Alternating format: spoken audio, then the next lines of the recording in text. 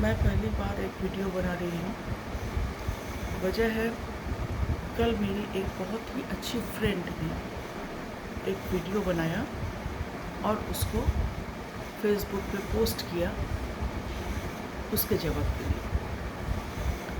उन्होंने कुछ सवाल उठाए। ये जो स्टूडेंट्स प्रोटेस्ट चल रहा है, उसका कहना है कि ये नीट पेपर लीक के अगेंस्ट में शुरू हुआ एक प्रोटेस्ट है, जिसमें जो छात्र प्रोटेस्ट कर रहे हैं उसमें एक भी नीट एक्सपीरियंस नहीं है। और उसका ये भी कहना है कि शिक्षा मंत्री धर्मेंद्र प्रधान, एजुकेशन मिनिस्टर, एक बहाना है। लोग मोदी को हटाना चाहते हैं।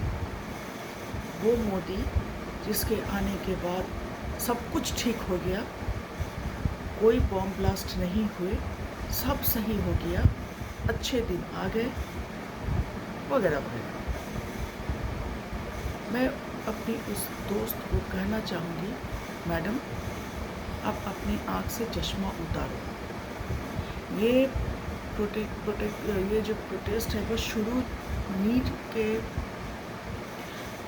पेपर लीक के अगेंस्ट में शुरू हुआ ज़रूर था, लेकिन ये बेसिकली एक स्टूडेंट प्रोटेस्ट है। इसमें सिर्फ नीट एस्पिरेंट्स नहीं है जिसका सपना टूटा है, जिसका सालों की मेहनत बर्बाद हुई है, जिसके माँ बाप के लाखों रुपए खर्च हुए हैं।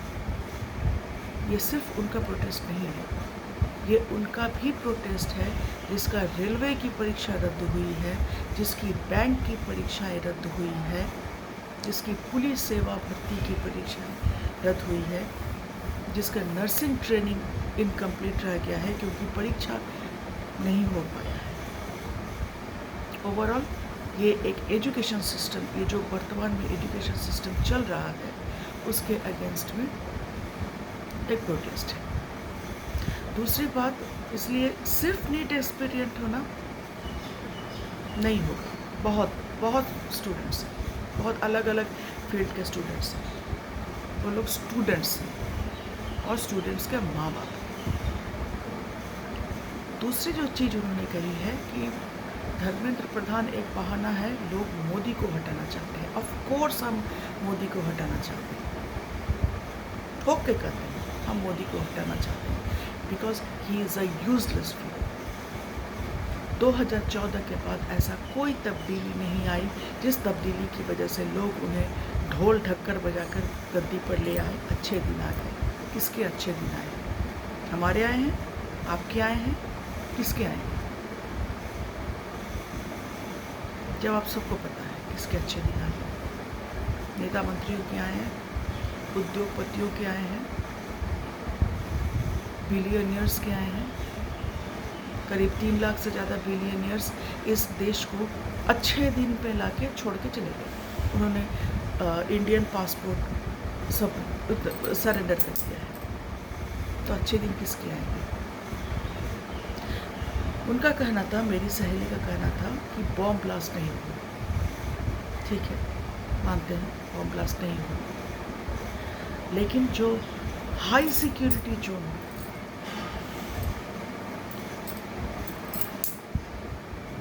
पठानकोट से लेकर के शुरू करके हालिया Pulwama attack, Pahalgam attack, high security zone में जो अटैक्स हुए हैं, उसके लिए जिम्मेदारी किसकी है?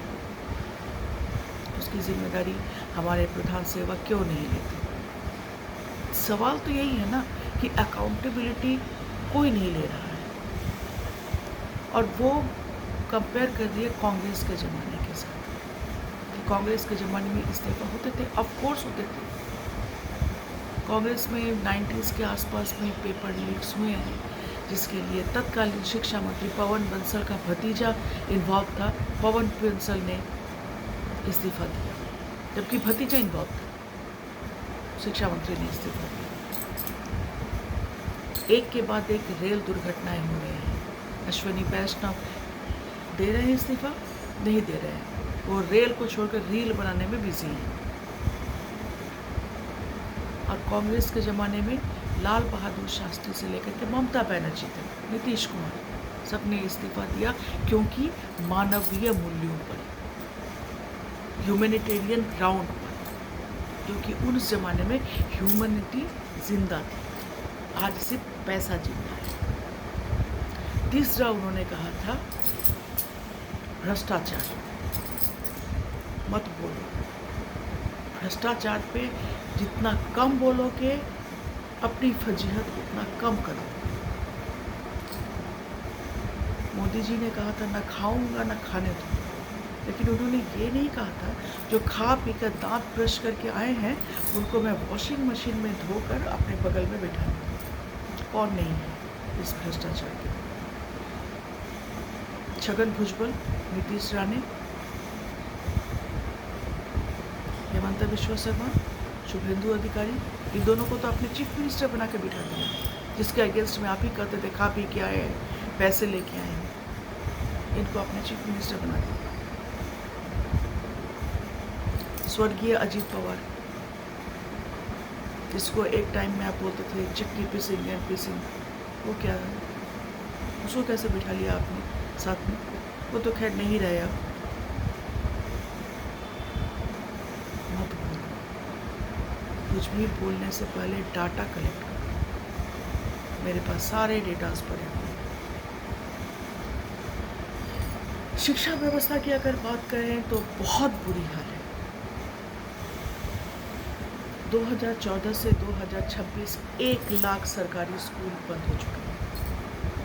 20,000 स्कूल ऐसे हैं जिसमें बच्चियों के लिए टॉयलेट्स नहीं हैं।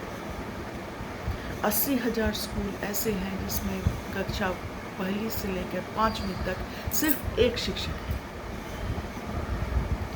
मैं अपनी जनरेशन की बात करूं तो मेरे अलावा आप में से बहुत लोग पब्लिक स्कूल में पढ़े हैं। अच्छी खासी शिक्षा प्राइवेट स्कूल तब भी थी, लेकिन हमारे माँ बाप ने हमें पब्लिक स्कूल में डाला, किसी भी कारण से डाला हो, लेकिन डाला। हमारी पढ़ाई अच्छी हुई, लेकिन क्या हम आज अपने बच्चों को पब्लिक स्कूल में डाल सकते हैं? नहीं डाल सकते, क्योंकि हमारी वो भरोसा ही नहीं रहा कि वे पब्लिक स्कूल में पढ़ाई होती भी है। क्या कर रहे हैं मोदी जी?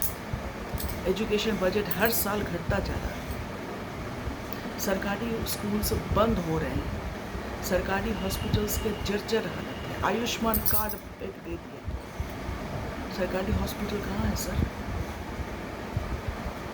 अब प्राइवेट हॉस्पिटल्स में ज़्यादातर में आयुष्मान कार्ड नहीं चलता है।